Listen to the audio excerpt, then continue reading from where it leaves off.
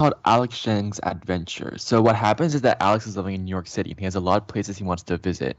And because he can't really drive around the city, he wants to take the subway everywhere. So basically what he does is he has a list of locations he wants to visit. And he also has a list of subway lines, like subway connections that he can go. And every time he buys a ticket, he can travel in a round trip between two locations with the subway. And he wants to find the cheapest amount and you'll find the minimal cost of the tickets that will allow Alex to visit every single location on its list. So let's think about how this works.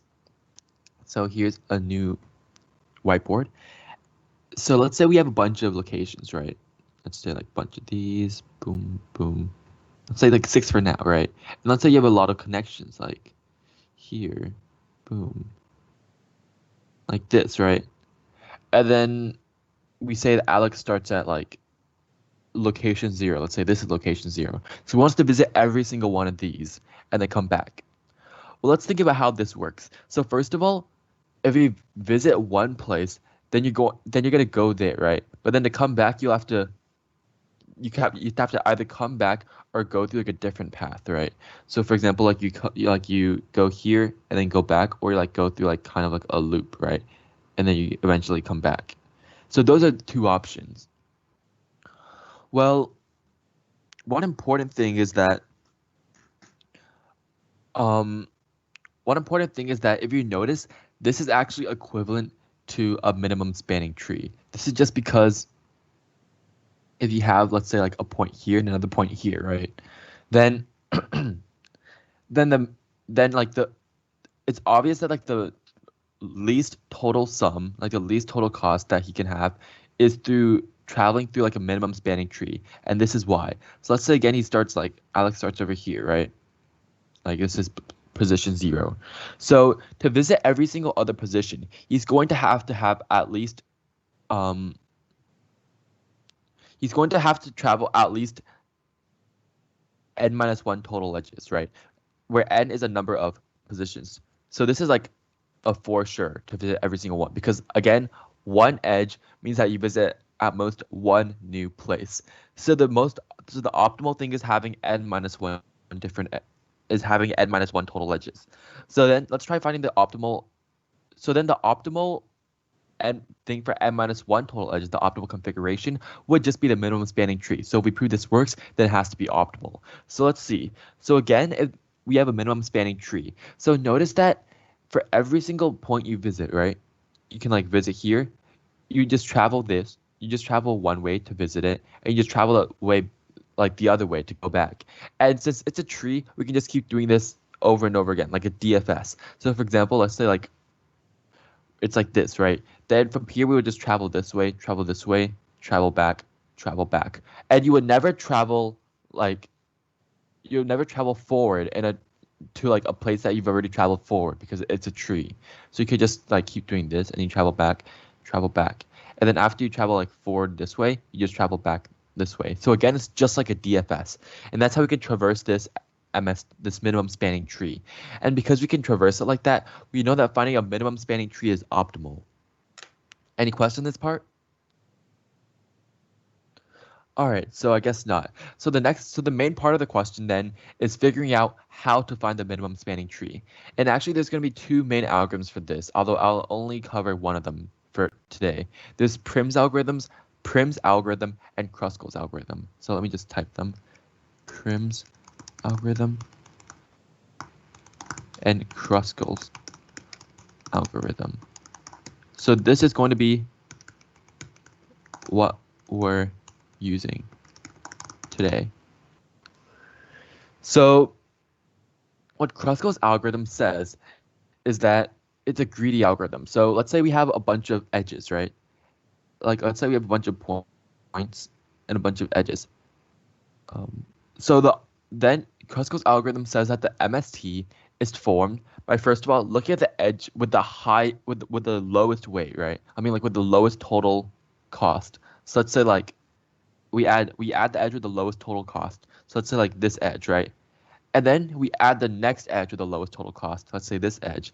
And then we just keep adding, and then we just keep going like adding the next lowest cost until we get to a cycle. So let's say like we add all these, and the next lowest cost is like this.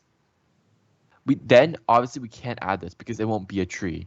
So we just don't add it. And then we keep going to the next lowest one and the next lowest one. And then after we iterate through the entire thing, we should be able to have a tree then. And yeah, that's the gist of Kruskal's algorithm. So the next question is, how do we implement this algorithm? Because while adding edges is easy, the difficult part is determining if there's a cycle or not. What we can do here is use a disjoint set. So a disjoint set is a data structure which basically allows us to like merge two sets, like find the union. So what we do here is, what we can use this for, let's say we have like some edges already in the thing, right? Then we can try seeing if finding the union of like the current edges, and let's say like the new edge, for example, again, this one is possible. And what we do this by having each node correspond to the root of the corresponding tree. So let's say like we have this thing, right? So this thing is going to be a tree because, yeah, it's a tree. And then we could just have each node corresponding to like whatever point is at the root of the tree.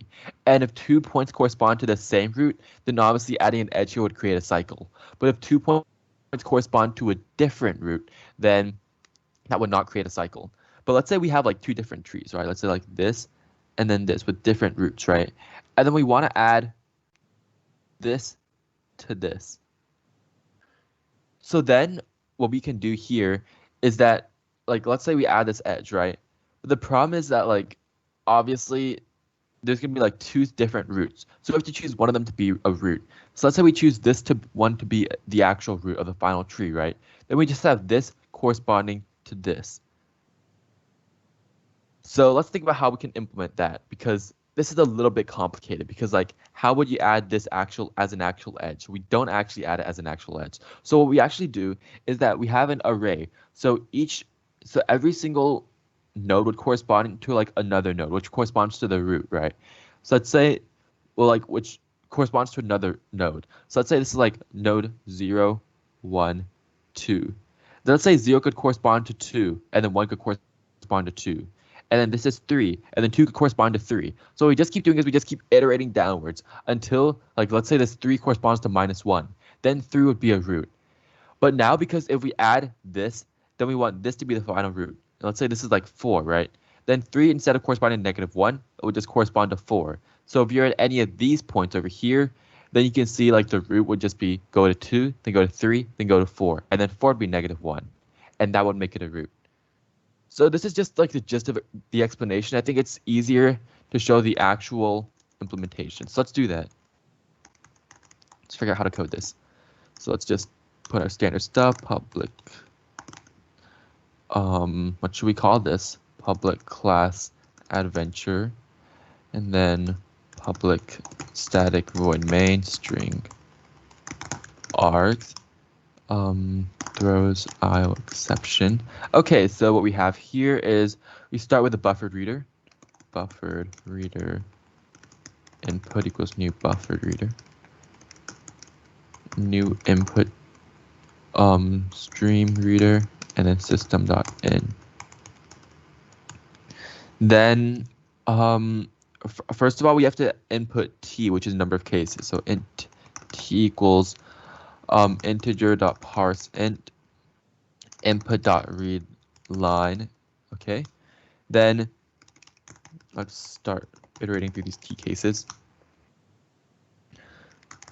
Then we have a few. Then our next line would just be, oh shoot. Okay, our next line would just be n and m. So okay, a little bit got deleted. So let me just retype this. Equals integer.parseInt input.read line.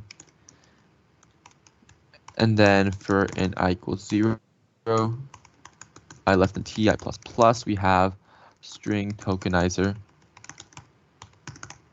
st equals new string tokenizer input.read line.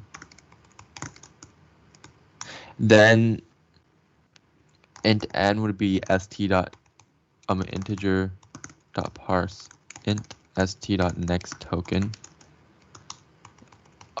and then same thing for m. Then after this, we would have so we would need two data structures. First of all would be the edge data structure, so we can represent an edge, and the disjoint set. The edge data structure is so we're able to compare edges. So for example, we can sort the array of edges based upon whichever one's has the least cost. So let's make that real quick. It's going to be really simple. So static class edge implements comparable edge. And then what we do here is just we have three properties of an edge: the start node, end node, and its weight.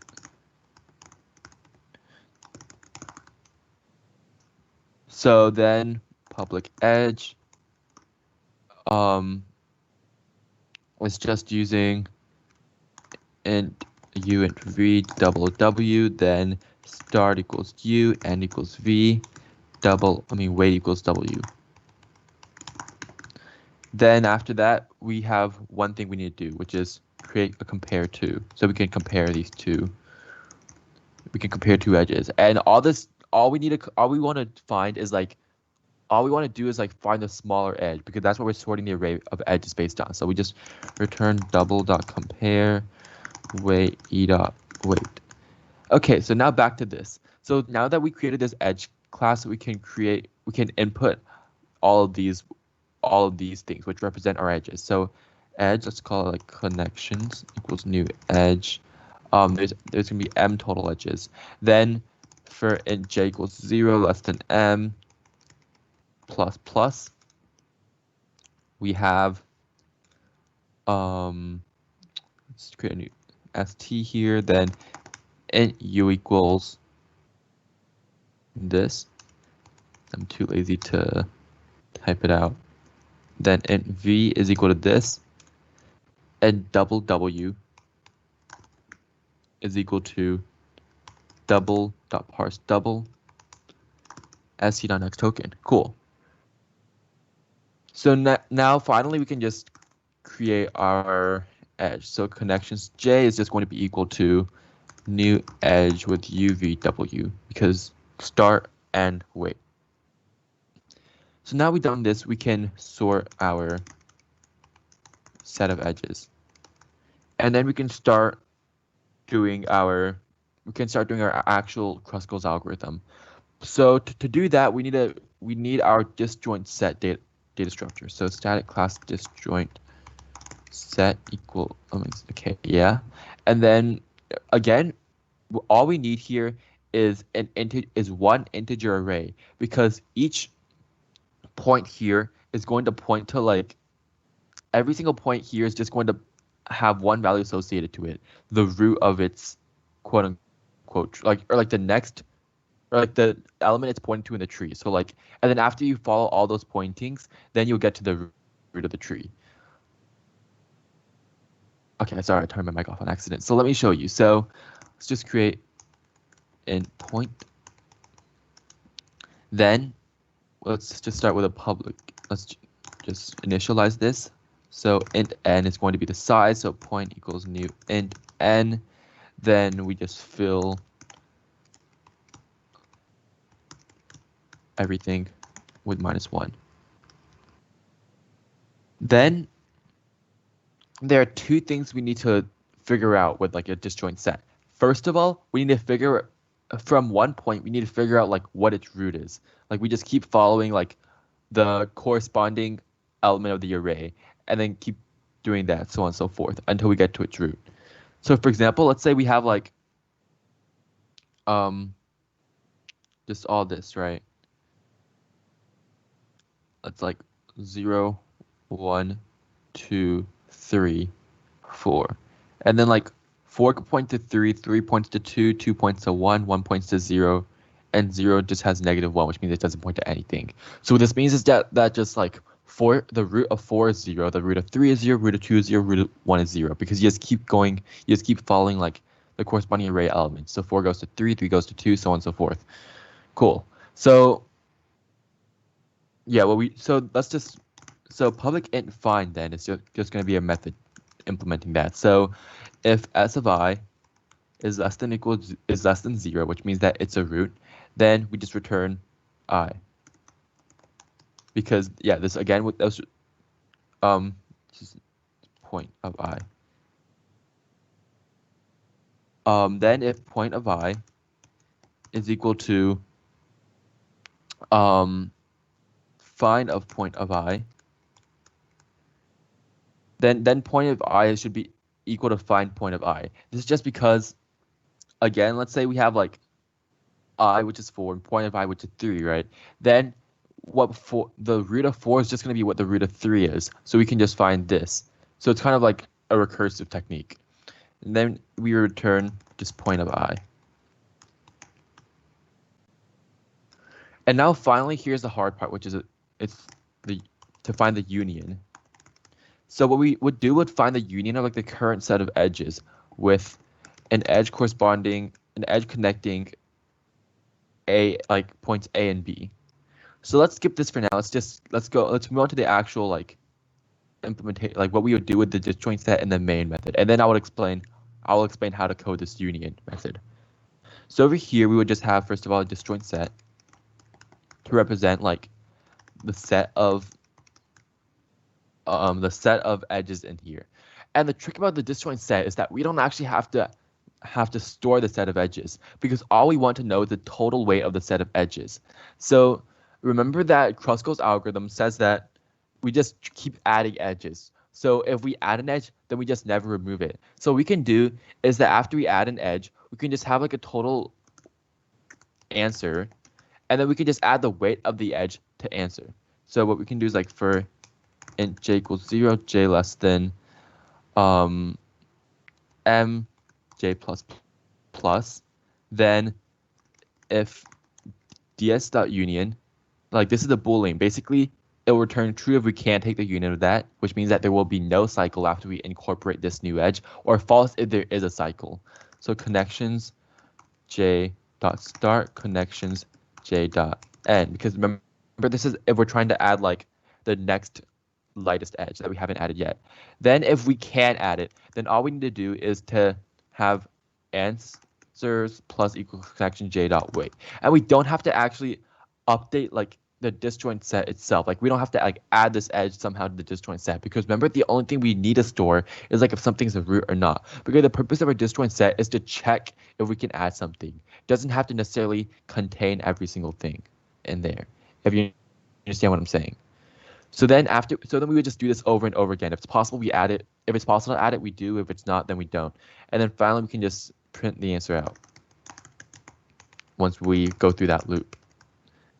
So now let's go to the hardest part of this problem, like how to find the union. I think most of the time you would just black box this because it's impossible to figure out, or it's not impossible, but it's hard to figure out how to do this in the space of an actual context. So it's better to understand it like outside of a context or just black box it. So what we'll do here is, first of all, we need to check if A and B have the same root, right?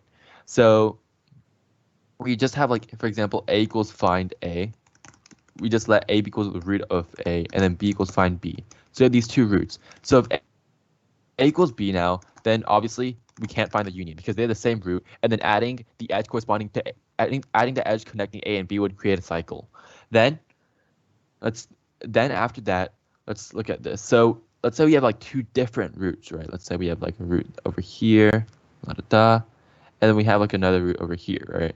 Dun dun dun dun dun, like that, right? And then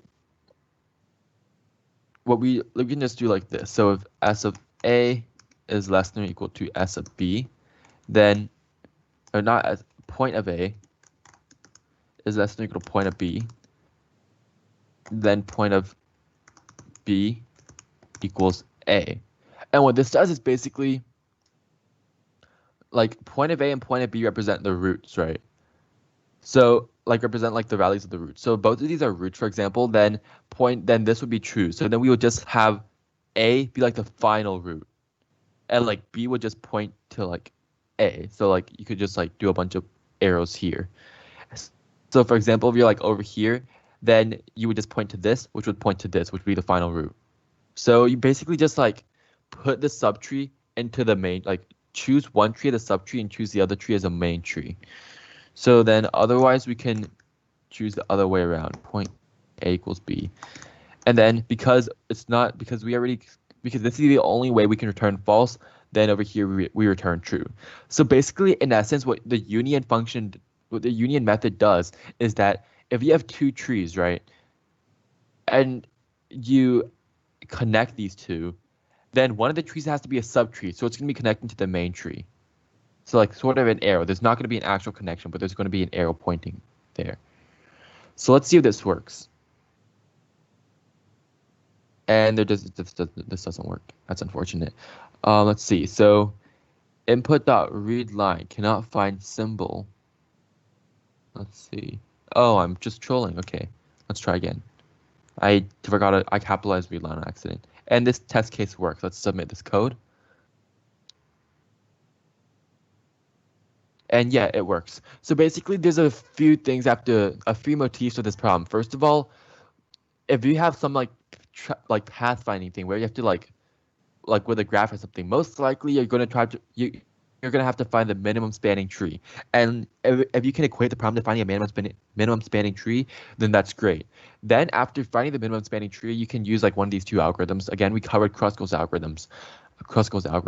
You don't have to necessarily understand what the algorithm does, although it's certainly better that you do so. But if you don't, then you can just black box it. But I hope you did understand what it does. If you don't, it's okay. So thank you for listening to my solution.